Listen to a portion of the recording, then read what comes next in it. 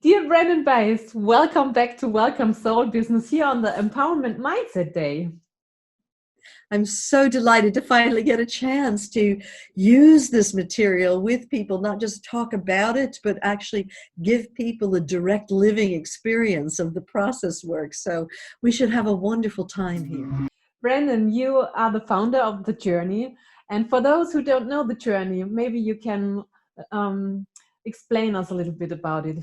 Yeah, well, the journey was originally born from my own direct experience of healing from a basketball-sized tumor. And what was born out of that was a method that allows us all to go on a journey inside of ourselves and get to something that are called old repressed cell memories and go through a radical process of release and letting go, understanding, ultimately forgiveness, so that when new cells are born, they're born devoid of that old consciousness as new regenerative cells. And so it's both work that's about clearing whatever blocks us on a surface level and getting to the emotional root cause of what has put that surface emotion in place and clearing it out at the deepest level. And secondly, it's also about awakening and coming home to your own self, to the love that is your essence, to the truth that is your soul, and about going down through the layers of lies and shutdown and pain into a vast, infinite field of love, where you feel yourself to be part of all of existence, part of the fabric of the universe. And it's at that deepest level, at the level of the soul, of feeling this oneness, that you're invited by your own soul to go on a journey inside your body and to clear whatever your soul's ready to finally finish with, to really get not only the physical healing, but your soul's deepest life lessons, and to finish with the themes that you've been carrying for lifetimes, to come home to a place of wholeness and at-homeness in your own skin.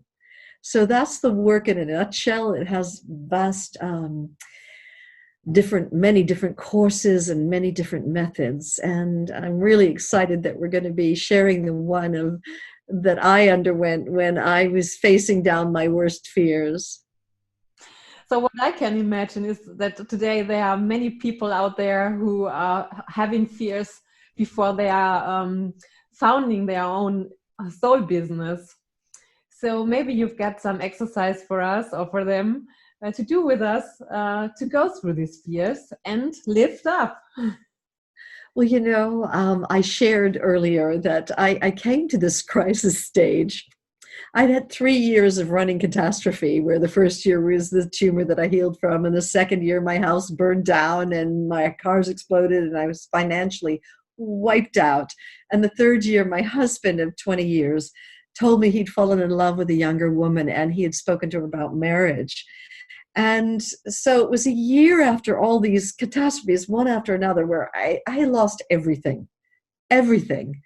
And I had made an arrangement with my husband that we would not split everything down the middle, even though we'd been together at that point for 21 years, but that he would give me a modest support check for 2 years so I could get myself back onto my own feet. And so I had already received the very first spousal support check. And I was in my own little 2-bedroom flat. It was south of all the disaster that had happened in Malibu. And I was just innocently hoovering my carpet, and out of nowhere, all this fear came up. And I didn't know this, but all of us have fear of feeling fear. Mm-hmm. And I did what all of us do when fear comes up. You go on the run. And I started running from fear. I flew into action. I started calling friends and going out and meeting friends, surfing the web, getting on Facebook, and Netflix and what have you, and getting more clients in and constantly working. And I was on the run from fear. And it happened 2 more times where out of nowhere, I'd be doing some mundane activity and boom, up would come this fear. And it was the third time that it happened. I was there in front of the sofa, vacuuming, and out of nowhere, vroom, up came the fear. And I finally said, stop, Brandon. This carpet does not need to be hoovered one more time. I mean, this is ridiculous. You hoovered this yesterday and you haven't even sat on the sofa. There can't be any dirt here at all. And I said, it's time to face whatever's going on for you, Brandon. Whatever you're running time from, it's time to face it. And here's what happened is what I'd like to invite all of you to do. So I took out a piece of paper, and in my innocence, I just wrote across the top of it, what am I so afraid of? And I closed my eyes and I asked myself that question, what am I so afraid of? A picture of this spousal support check came in, and that I was afraid that it wouldn't come in. And I thought, this is nuts. I've gone through a tumor, a house burning down, a husband leaving me, and now I'm afraid because one check isn't coming in. And I thought, it's got to be deeper than this. It's got to be something more primal than just afraid of one check not coming in. And so I did a process that I'm going to welcome you to do right now. So I'm hoping before this that you will have gotten a piece of paper and a pen in front of you. And right at the top of the page, what are the worst fears that I have been facing right now? What are the fears that have been coming up for me of late? And just take like a minute and just write those fears down right now.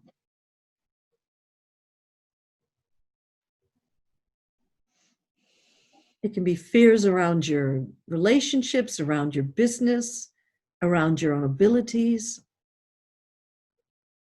around your vision, your purpose, any kind of fear. Just like automatic writing, just write it down. What are the worst fears that have been coming up for you of late?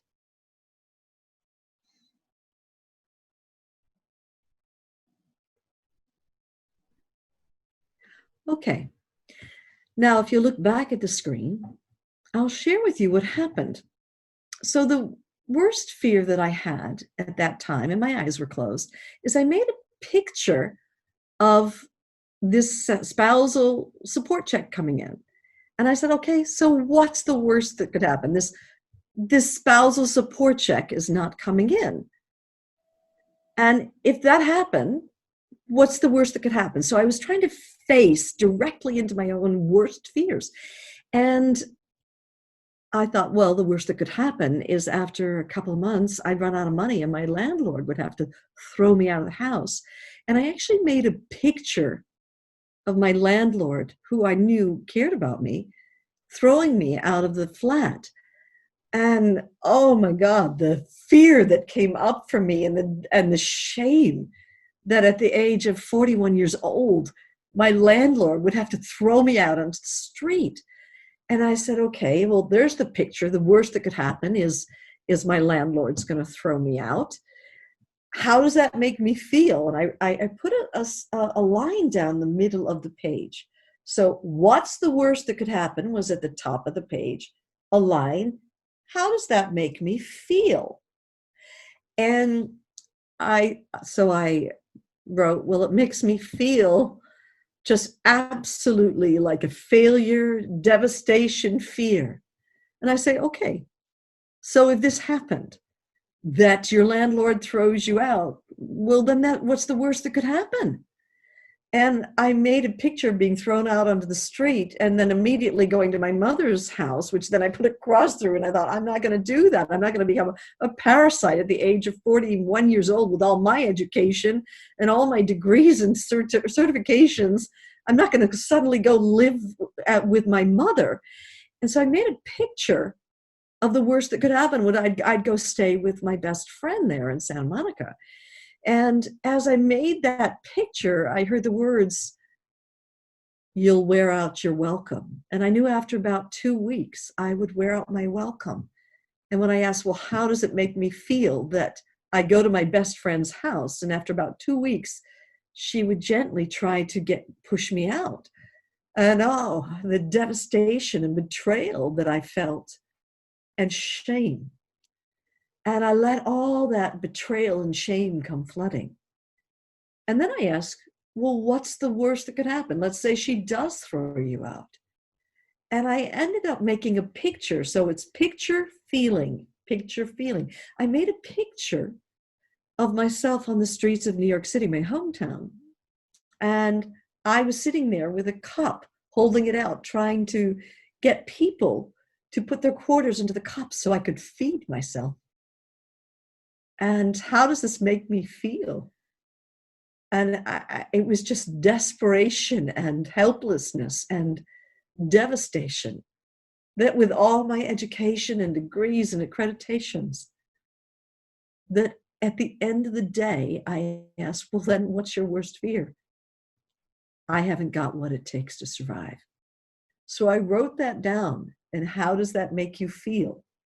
And I just felt helpless and hopeless, and realized I didn't believe that intrinsically I had what it took to survive. And I asked, well, if that's happened, what's the worst that could happen? That you don't have what it takes to survive? And I closed my eyes, and I actually felt myself letting go of physical form, where, well, of course, if you haven't got what it takes to survive, the body dies, you know? And it felt like it was dissolving into so much molecules in space. And the whole room was just this black nothingness. And then these pinpricks of light started coming in and saturating this nothingness.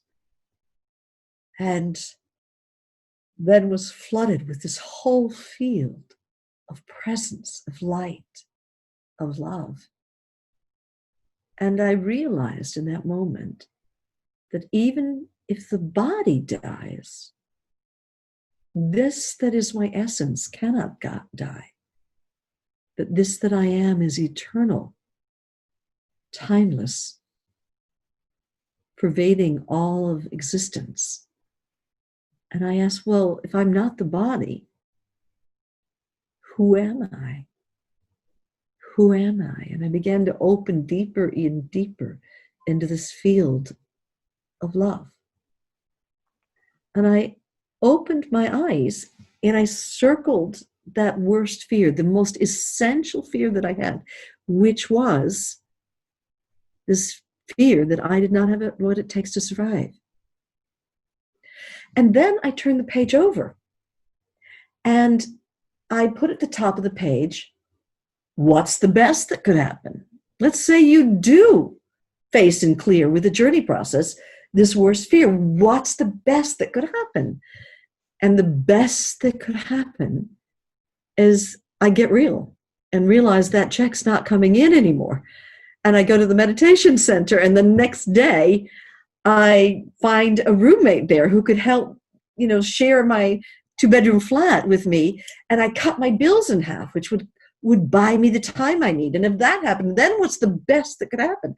Well, then I'd find the courage to call up my best friends who were in the seminar business and share with them that this amazing work called The Journey was born from my own experience of healing from that basketball-sized tumor. And if that happened, then what would happen? Well, I'd finally start giving seminars in people's houses, and they would start to grow, and people would start experiencing healing emotionally, physically, and awakening to their infinite nature. If that happened, then what would happen? Well, then, magazines would happen, and TV shows and books would get written.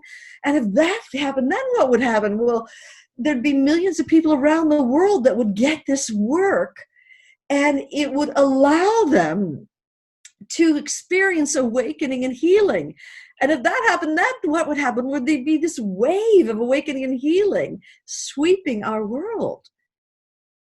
And I looked at this list of the best that could happen. And I said, does that list give me the courage I need to face down and clear my worst fear? You bet it does.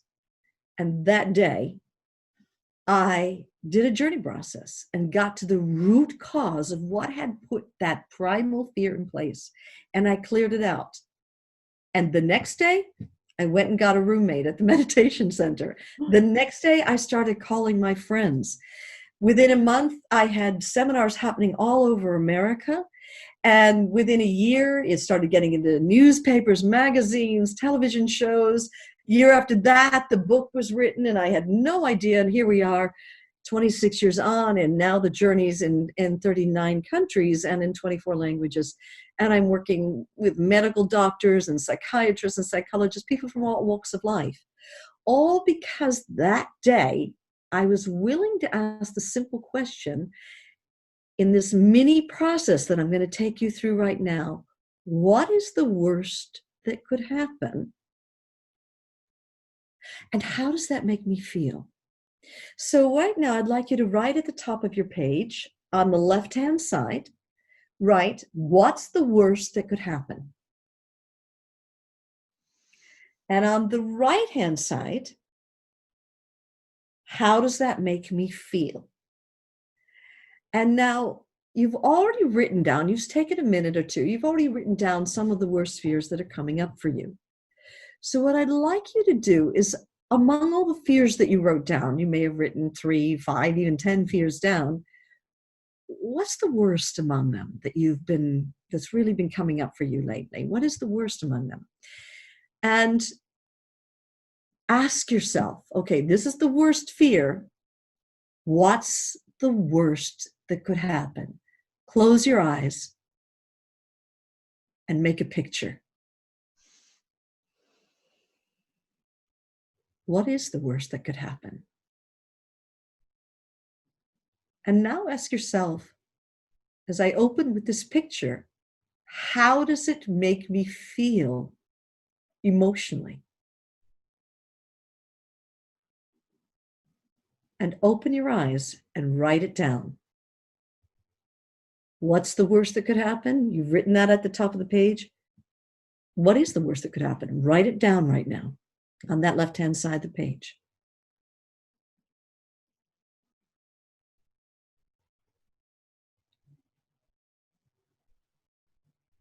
And now, how does that make you feel emotionally? Write that on the right-hand side of the page. And now close your eyes again.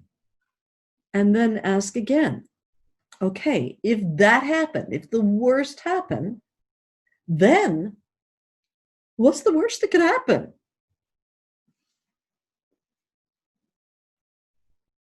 Make a picture. How does that make you feel emotionally? Just opening with that for a moment.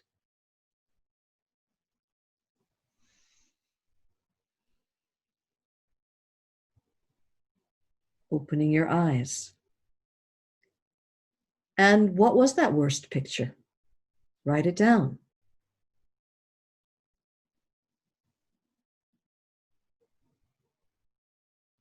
And how did that make you feel emotionally? Write that down.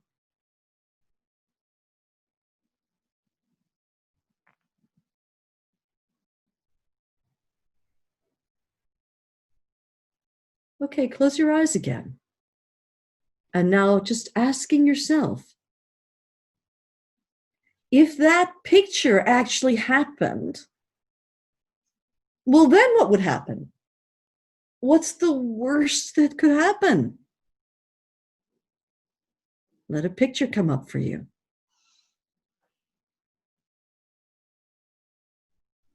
As you look at the picture, how does it make you feel emotionally?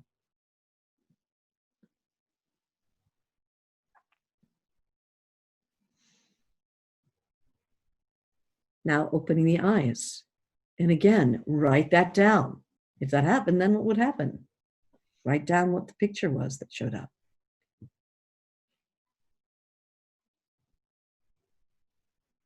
And write down how it made you feel.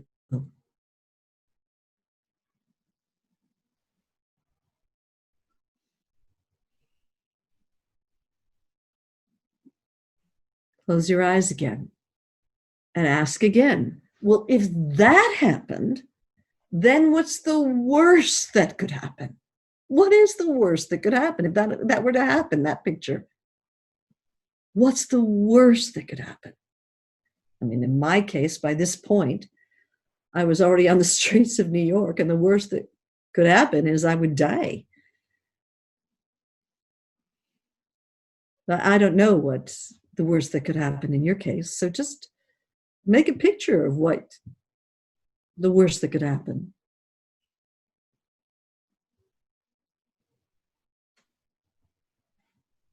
And how does it make you feel emotionally?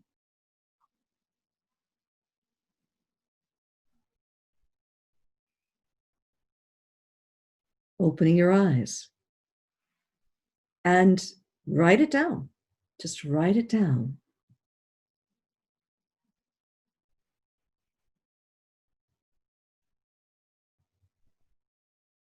Write down the picture and how it made you feel. And let's keep going until you're going to get to the worst that could happen to any of us, which is the fear of non-existence. Non-existence of the mind, the body, our identity, ourselves. So again, asking, if that happened, what's the worst that could happen? Make a picture.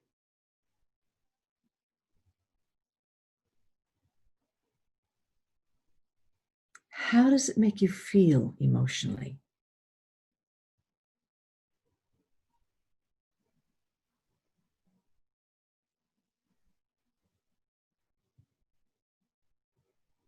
Opening your eyes, writing it down, write down the picture, the worst that could happen, how it makes you feel. And eventually, you will dissolve into that nothingness, into a non-existence of a mind, of a body, of an identity, of an image. And just open and let that happen.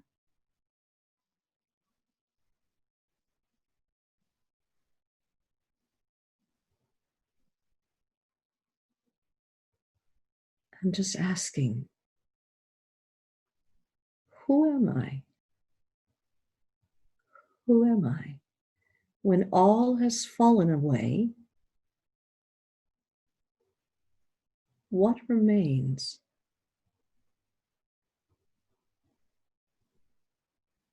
Who are you? Just feel yourself opening and melting into your own essence.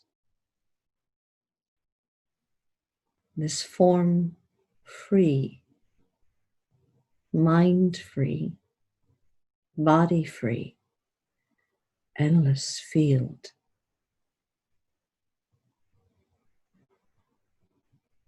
of presence, love, of peace. Just asking, who am I? Keep opening and expanding in this.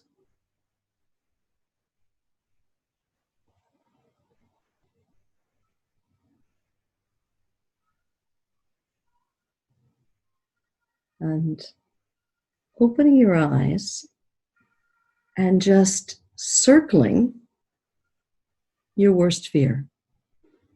Make a promise to yourself that you're going to, that deepest fear, you're going to do a journey process to clear it.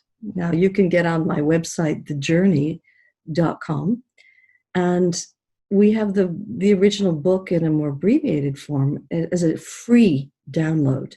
So you can have that for free and also get the free process sheets that are the latest, newest ones and actually undergo a journey process. Or you can get the German version. Probably there must be a journey.de, I would think, and get it from there.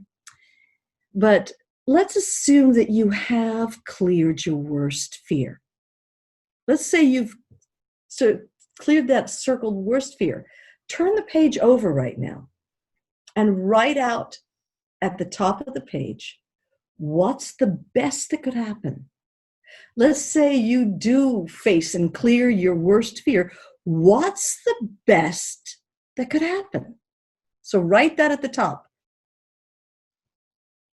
And now close your eyes for a moment and ask, okay, so let's say I clear my worst fear. What's the best that could happen? And just start writing it down. Open your eyes and write down and be very enthusiastic. And then ask, well, if that happened, then what would happen? Then what would happen? And write it down. In my case, a book got written and television shows and countries being reached, and just keep going faster and faster with more passion and energy. What's the best that could happen? And if that happened, then what would happen? And if that happened, then what would happen? And just keep doing it and doing it more and more. Take your time and make this list way longer than that short list of your worst fears. So just have fun. Just keep asking. Asking, writing, what's the best that could happen? And if that happened, then what would happen? If that happened, then what would happen? And then when you've finished your list, look at the list, the short list of the worst fears, and say, does this that is the best that could happen give me the courage I need, the leverage I need to face and clear my worst fear? You bet it will. And then you've got the tools you need to face and clear your worst fear. And you will be amazed that if you start taking action, literally actioning all the things of the best that could happen, you could find that your whole purpose in life, your calling in life, is just on automatic pilot. It's happening easily of its own accord. So that's the power of facing down your worst fears. Thank you very much, Brandon Bass. You're so amazing. Thank you for sharing with us this very great exercise. And I'm sure I will do this by my own many times in future. Well, I pray everybody allows whatever their life's calling is to birth itself and to really drive you forward in a way that's deeply fulfilling and nourishing to your soul and to life. This is a time that we all need to be really deeply listening to our own hearts. And so a heartfelt namaste. And I'm so grateful to be a part of this summit. And I pray everybody finds their life's purpose and what it is they most feel called to do in life.